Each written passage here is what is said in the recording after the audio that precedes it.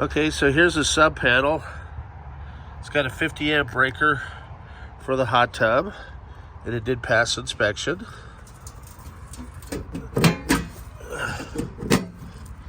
And so there's a sprinkler box buried under here, but I would like a trench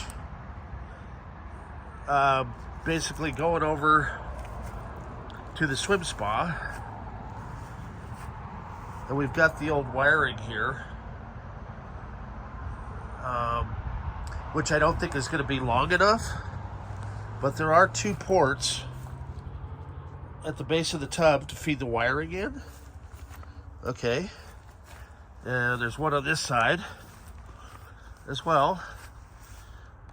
And so it's going to run up to the front. You can see it's a pretty nice swim spa. We're replacing the old Coleman tub. So it's not too long a run, maybe, my guess is 10 to 15 feet, maybe another 12 to the panel inside. But I'll let you guys figure out what you need.